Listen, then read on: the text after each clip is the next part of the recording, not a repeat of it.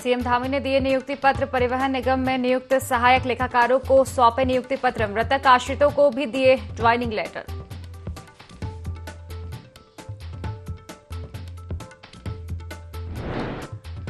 विधानसभा अध्यक्ष रितु खंडूरी की अध्यक्षता में हुई कार्य मंत्रणा की बैठक। सदन के एजेंडे को लेकर हुई चर्चा। सभी से सदन को सुचारू ढंग से चलाने की अध्यक्ष ने की अपील।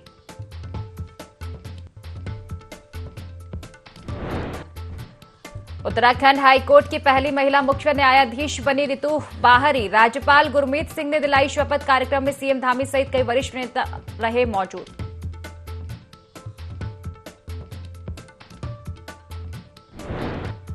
पहाड़ों पर बारिश और बर्फबारी का सिलसिला जारी। मौसम विभाग ने जारी किया येलो अलर्ट। उत्तरकाशी, रुद्रप्रयाग, टिहरी, पौड़ी के कई इलाके में बारिश की संभावना।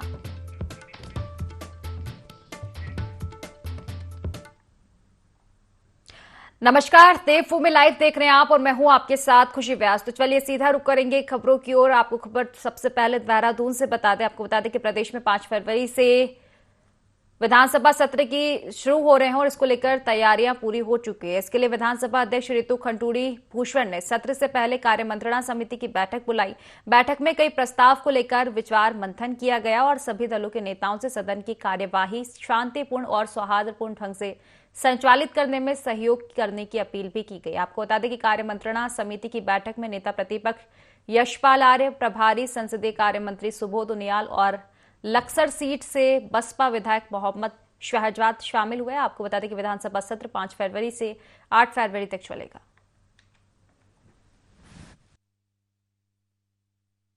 सत्र सरकार बुलाया है यूसीसी पर चर्चा करने के लिए, लेकिन यूसीसी अभी जनता के बीच या विधायकों पर नहीं है, तो उस पर क्या चर्चा हो जाएगी, उस पर क्या सवाल किया जा सकता है, क्या पूछा जा सकता है। जिस आयोग का गठन किया गया है उसने किससे सुझाव लिए हैं और कहाँ बैठ कर बनाया है, इसका भी शायद किसी को नहीं पता है। जो अफसर चाह रहे हैं वो हो रहा है। जो धार्मिक लोग हैं, जो हमारा भारतीय संविधान है वो सेकुलर है, ना कि सापेक्ष है। सबको अपने धर्म के अनुसार जीवन यापन करने का अधिकार है। मैं समझता हूँ उस पर सीधा हमला है।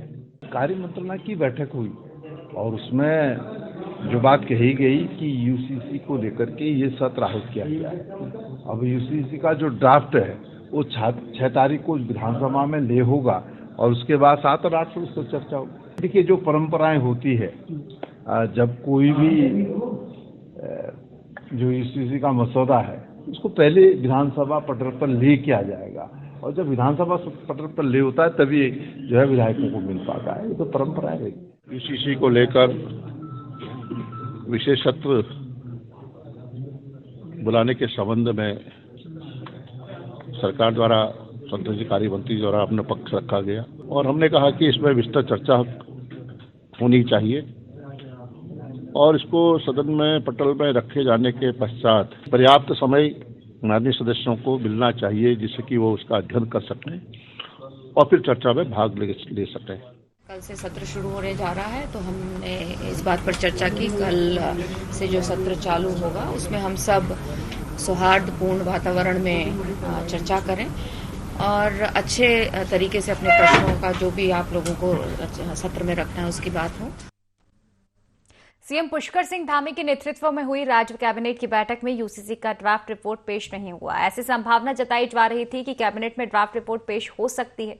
वहीं इस संबंध में सीएम पुष्कर सिंह धामी का कहना है कि यूसीसी ड्राफ्ट रिपोर्ट को लेकर जो भी औपचारिकताएं हैं हमारी सरकार उनको तेजी से पूरा कर रही है। साथ ही यूसीसी ड्राफ्ट रिपोर्ट का परीक्षण भी किया जा रहा है। इसके बाद कैबिनेट बैठक करके विधानसभा के विशेष सत्र में हम यूसीसी को लेकर आएंगे।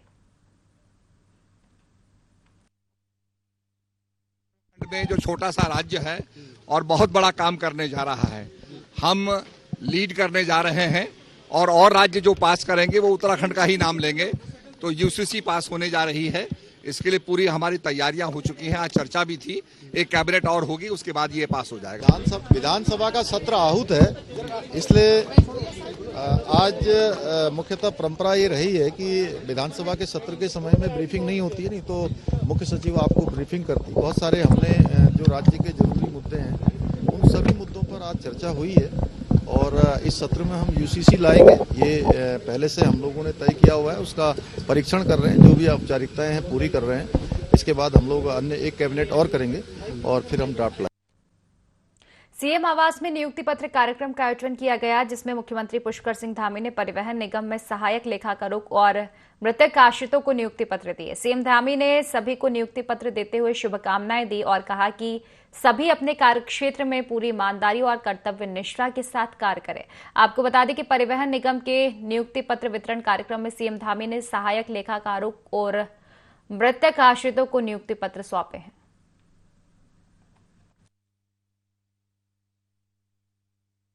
जिनको नियुक्ति पत्र प्राप्त हुए हैं, ऐसे हमारे चालक, परिचालक, सहायक लेखाकार, मैं सबसे पहले तो आप सभी को आज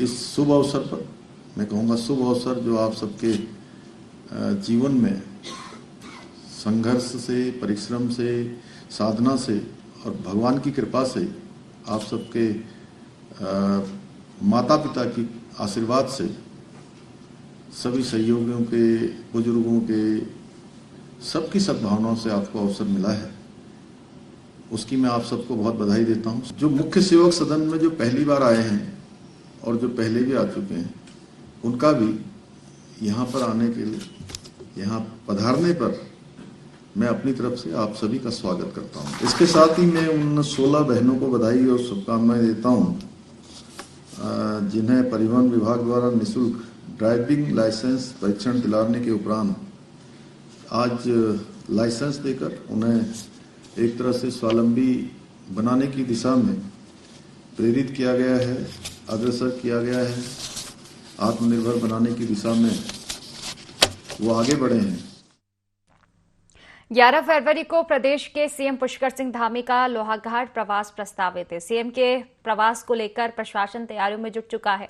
कार्यक्रम प्रभारी सीडीओ संजय कुमार सिंह के नेतृत्व में प्रशासन की टीम ने सीएम की जनसभा स्थल रामलीला मैदान का निरीक्षण किया। सीडीओ ने बताया कि 11 फरवरी को मुख्यमंत्री का लोहाघाट दौरा प्रस्तावित है, जहां मुख्यमंत्री एक कार्यक्रम में प्रतिभाग करेंगे। सीडीओ ने बताया कि मुख्यमंत्री के प्रवास को लेकर सीएम की जनसभा स्थल का निरीक्षण किया गया। अधिकारियों को मंच निर्माण, सेफ हाउस, लोगों के बैठने की व्यवस्था, मुख्यमंत्री की सुरक्षा व्यवस्था, पार्किंग को लेकर जरूरी दिशा निर्देश दिए गए। मुख्यमंत्री जवाहर पार्क में लगे स्टॉलों का निरीक्षण करेंगे। तत्पश्चात राम मंदिर में मुख्यमंत्री के द्वारा कन्या पूजन किया जाएगा। इसके बाद रामलीला मंच से मुख्यमंत्री विशाल जनसभा को संबोधित करेंगे।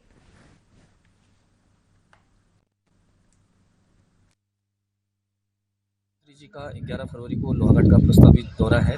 मातृशक्ति बंधन कार्यक्रम के रूप में मातृशक्ति के सम्मान के लिए माननीय मुख्यमंत्री जी 11 तारीख को लोहाघाट आ रहे हैं। तो आज पूरी प्रशासन की टीम और हमारे भारतीय जनता पार्टी के कार्यकर्ता और लोहाघाट के नगर के व्यापारी, हम सब मिलकर सीएम साहब के भव्य स्वागत की तैयारी कर रहे हैं। सभी लोहाघाट के लोग एक विशाल जुलूस के साथ उनका स्वागत करते हुए सरस्वती शिशु मंदिर तक, हथरंगिया तक लाएंगे और वहाँ पर हमारी जो माताएं बहनें हैं वो माननीय मुख्यमंत्री जी का स्वागत करेंगी और जवाहर पार्क में विभिन्न योजनाओं का लोकार्पण, शिलान्यास और जो हमारे स्वयं सहायता समूह के प्रदर्शनी होगा उसका अवलोकन करने के बाद सीधे सीएम साहब रामलीला मंच पे आएंगे। रामलीला मैदान के अंदर मुख्य कार्यक्रम होगा, इसमें माननीय मुख्यमंत्री जी का संबोधन होगा।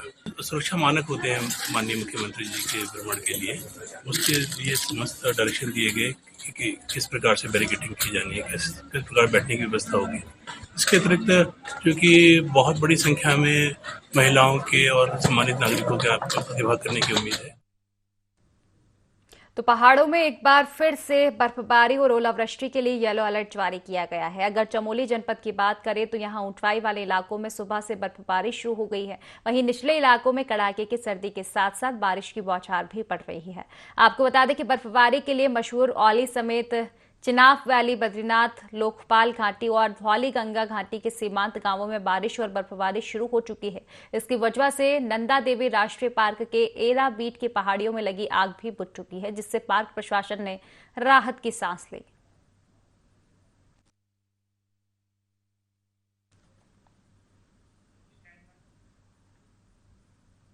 हिमक्रीड़ा स्थली औली में बर्फबारी होने से औली बुग्याल क्षेत्र के आसपास बर्फ में घूम रहे गौवंशों की सुध लेने के लिए नगर पालिका प्रशासन आगे आया है। पालिका कर्मियों ने भटक रहे दर्जन भर गौवंशों को इकट्ठा करते हुए जोशीमठ क्षेत्र में लाया। इन गौवंशों के मालिकों को ढूंढने के प्रयास भी अब किए जा रहे हैं। जोशीमठ नगर पालिका स्वच्छता सुपरवाइजर अनिल कुमार ने बताया कि प्रशासन से मिले निर्देशों के क्रम में नगर पालिका परिषद भटक रहे आवारा गौवंशों को जोशीमठ लाने का काम कर रही है।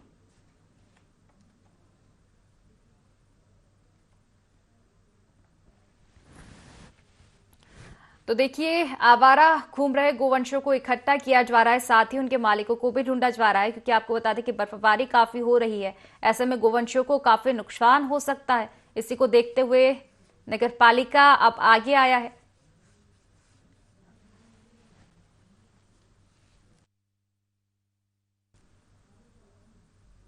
रुड़की जिले के रामनगर में राज्यसभा सांसद नरेश बंसल ने पत्रकार वार्ता का आयोजन किया। पत्रकार वार्ता में राज्यसभा सांसद नरेश बंसल ने बताया कि केंद्र सरकार हर व्यक्ति तक योजनाएं पहुंचाने का काम कर रही है। इसी क्रम में उन्होंने केंद्र सरकार की तमाम योजनाओं को गिनवाया, साथ ही प्रदेश में यूसीसी लागू करने की बात कही और कहा कि प्रदेश में यूसीसी लागू होने से सभी को एक समान न्याय और लाभ मिलेगा।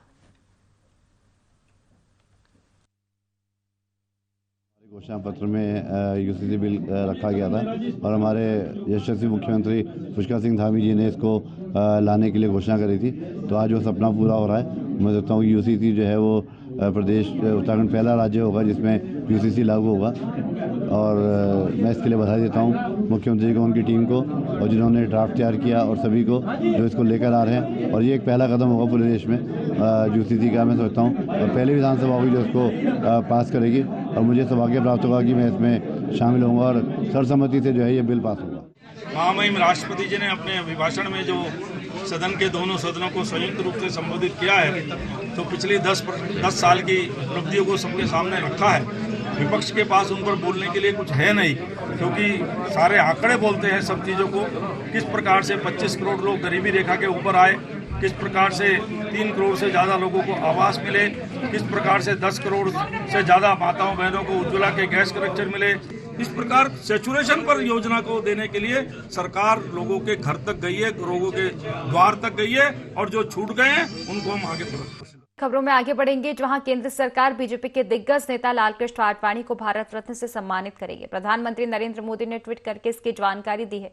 इस पर भाजपा के प्रदेश प्रवक्ता हनी पाठक ने कहा कि लालकृष्ण आडवाणी को भारत रत्न से सम्मानित करना देश के लिए गौरव की बात है।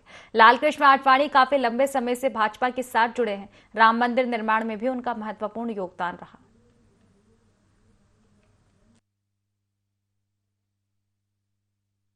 भारत वर्ष के लिए गौरव का विषय है वो लालकृष्ण आडवाणी जी, जिन्होंने इतना लंबा संघर्ष किया। जनसंघ के समय से वो भारतीय जनता पार्टी की नींव रखने में लगे हुए थे और आज जो राम मंदिर का निर्माण हुआ है उसमें भी उनका एक अभूतपूर्व योगदान रहा है, जिसको भुलाया नहीं जा सकता कदापि।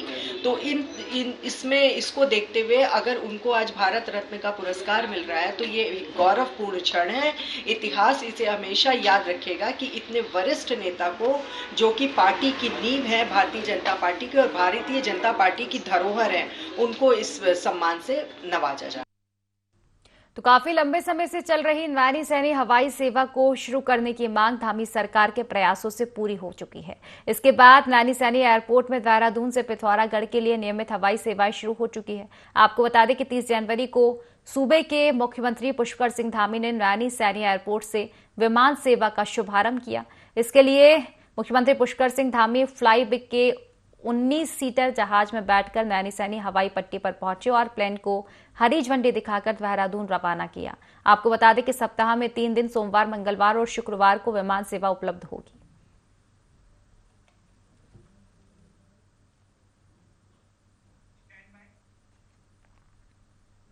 पहाड़ की संस्कृति पर आधारित गढ़वाली फिल्म पितृकूटवा बड़े पर्दे पर रिलीज हुई है, जिसे दर्शकों ने काफी पसंद किया और फिल्म की जमकर तारीफ भी की। लेखक, निर्माता, निर्देशक प्रदीप भंडारी के निर्देशन और पर्वती बिगुल के बैनर तले बनी पितृकूड़ा फिल्म को उत्तराखंड के विभिन्न क्षेत्रों में फिल्माया गया है, जिसमें यहां के लोक कलाकारों का दमदार अभिनय और मधुर संगीत दर्शकों को बेहद पसंद आ रहा है। फिल्म में मुख्य भूमिका पदम गुसाई और शिवानी भंडारी ने निभाई है। पदम गुसाई ने बताया कि यह फिल्म दिल को छू लेने वाली है और पहाड़ों की संस्कृति और सभ्यता को दर्शाती है। वहीं शिवानी भंडारी ने कहा कि युवा पीढ़ी के लिए यह एक संदेश है। आज की युवा पीढ़ी हमारे रीति रिवाज और संस्कारों को भूलती जा रही है और उन्हें यह फिल्म जरूर देखनी चाहिए।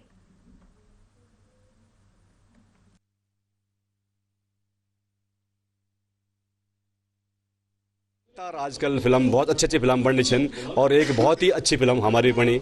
मैं बोल चलूँ पितृकूड़ा, पहले नौ ही बहुत सुंदर छा पितृकूड़ा।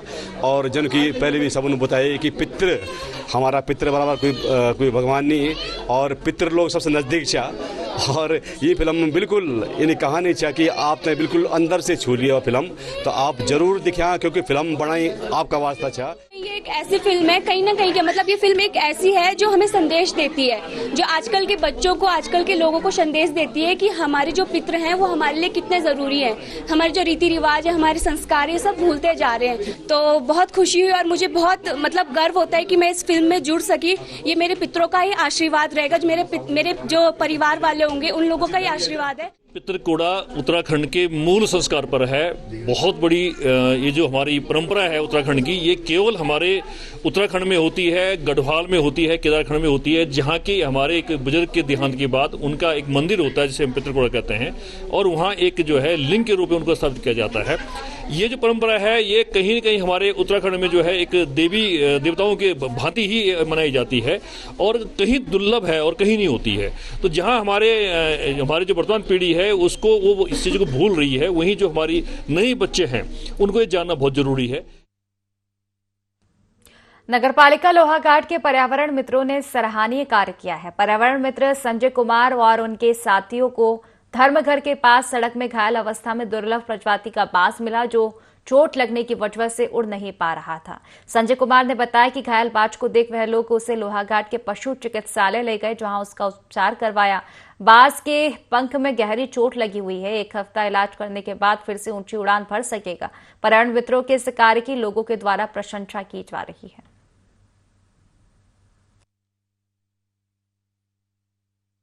शाम वाली शिफ्ट से हम जंगल जा रहे थे कूड़े की वाहन लेके, तो ये हमको रास्ते में मिला, रास्ते में जंगल में पड़ा मिला। तो हमने इसको देखा, तो हमने इसकी हालत देखी, अस्वस्थ हो रही थी। शायद इसको या तो किसी ने मारा है या ये कुछ भी हुआ। ये गिरा है पेड़ से काफी जख्मी हालत में।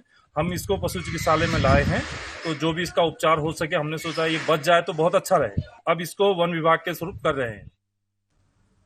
राजकीय महाविद्यालय मंगलौर में इतिहास विभाग द्वारा 2 दिवसीय राष्ट्रीय संगोष्ठी का आयोजन किया गया। इसमें इतिहासकारों द्वारा 1857 की क्रांति और भारतीय स्वाभिमान की विवेचना कर गौरवशाली भारतीय इतिहास को छात्र छात्राओं के सामने रखा गया। कार्यक्रम की शुरुआत मां सरस्वती वंदना के साथ की गई। संगोष्ठी में विचार रखते हुए इतिहासकारों ने 1857 की क्रांति में स्थानीय क्रांतिकारियों की भी जानकारी दी। वहीं 1857 की क्रांति में हरिद्वार जनपद से रहे राजा विजय सिंह के पराक्रम का भी जिक्र किया। इस मौके पर महाविद्यालय के प्राचार्य तीर्थ प्रकाश ने कहा कि इस क्रांति के अनछुए पहलुओं पर चर्चा करके महाविद्यालय के प्रयास से लोगों को भारत के गौरवशाली इतिहास के बारे में बताना है।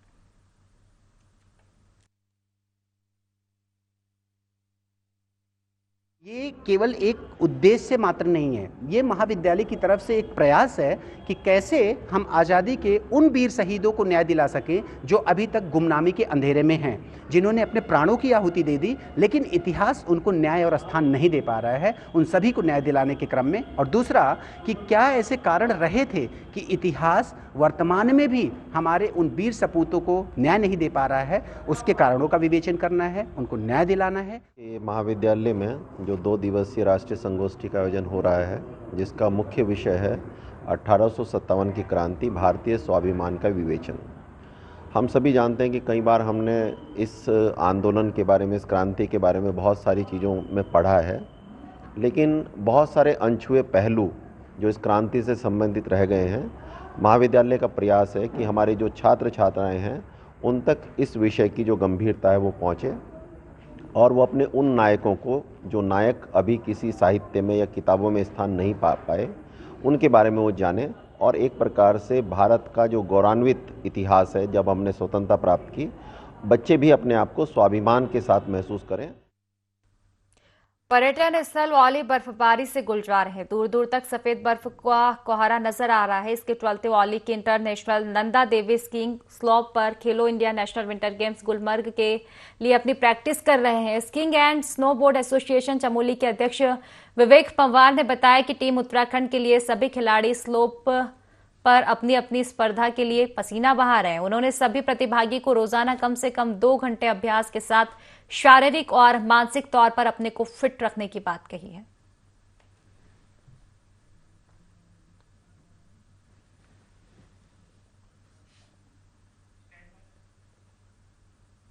उत्तराखंड की धामी सरकार प्रदेश के विकास के लिए लगातार काम कर रही है। प्रदेश सरकार राज्य और केंद्र सरकार द्वारा चलाई जा रही कल्याणकारी योजनाओं के प्रचार प्रसार के लिए और योजनाओं की विस्तृत जानकारी के लिए अभियान चला रही है। उत्तराखंड की महिलाओं को स्वयं सहायता समूह के माध्यम से रोजगार देने का काम किया जा रहा है। मुख्यमंत्री पुष्कर सिंह धामी ने नारी शक्ति वंदन महोत्सव के तहत महोत्सव में प्रतिभाग किया। सीएम ने रुद्रप्रयाग जिले के विकास के लिए 467.78 करोड़ रुपए की योजनाओं का लोकार्पण और शिलान्यास किया। भाजपा प्रदेश मीडिया प्रभारी मनवीर सिंह चौहान ने बताया कि प्रदेश सरकार उत्तराखंड के प्रत्येक वर्ग के उत्थान के लिए काम कर रही है और उत्तराखंड की महिलाएं आत्मनिर्भर बने, इस दिशा में मुख्यमंत्री पुष्कर सिंह धामी लगातार काम कर रहे हैं।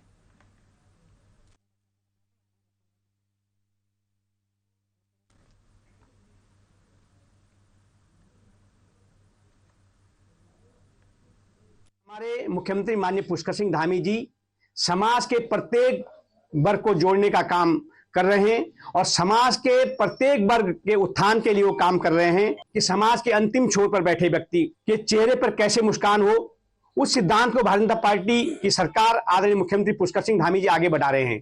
पूरे प्रदेश भर में सभी जिलों में नारी शक्ति अभिनंदन का कार्यक्रम आयोजित हो रहे हैं और जिस प्रकार से मातृशक्ति का जो उत्साह हमारी सरकार के प्रति, आदरणीय मुख्यमंत्री जी के प्रति जो उनका दिख रहा है कि जो सरकार की योजना है और जो महिलाओं के उत्थान के लिए हमारी सरकार ने काम किए हैं, उसको लेकर के पूरी मातृशक्ति का आशीर्वाद भारतीय जनता पार्टी के साथ है, आदरणीय मुख्यमंत्री जी के साथ है।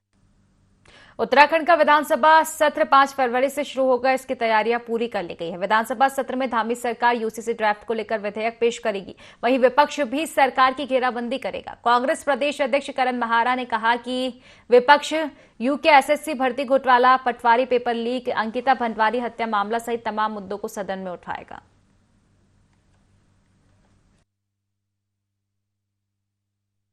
अनेकों मुद्दे हैं हमारे उत्तराखंड से संबंधित। हाकम सिंह का बाहर आ जाना, SSC भर्ती घोटाला, पटवारी पेपर लीक में जो गोपन के अधिकारी पकड़े गए थे उनका स्टेटस, उसके अलावा केदारनाथ में जो सोने की चोरी हुई है 223 किलो की, उसकी जांच से नहीं बैठाया जाना, जोशीमठ को लेकर अनेकों मामले हैं। अंकिता भंडारी मर्डर केस में VIP का नाम नहीं आना, 9 हिमालय राज्यों में महिला अपराध में उत्तराखंड का पहले नंबर पर होना, और महंगाई, भ्रष्टाचार, बेरोजगारी, कानून व्यवस्था, किसानों की हालत, बाढ़ पीड़ितों को अभी तक राहत नहीं दिया जाना, और यूरिया में 10 किलो की चोरी, रेट वही है जो कांग्रेस की सरकार में थी। 50 किलो का कट्टा 40 किलो का कर दिया, रेट वही रखें। तो जो 10 किलो की चोरी हुई है यूरिया में, वो मुद्दा है। किसानों से जुड़े मुद्दे हैं। तो ये अनेकों मामले हैं जिस पर लालकुआ में बीजेपी के गांव चलो अभियान को लेकर मंडल कार्य समिति की बैठक हुई, जिसमें 9 फरवरी से शुरू होने वाले गांव चलो अभियान को लेकर चर्चा हुई। अभियान 11 फरवरी तक चलेगा, जिसमें बीजेपी कार्यकर्ता गांव-गांव के प्रत्येक बूथ पर जाएंगे और लोगों की समस्याओं का समाधान करने की कोशिश करेंगे।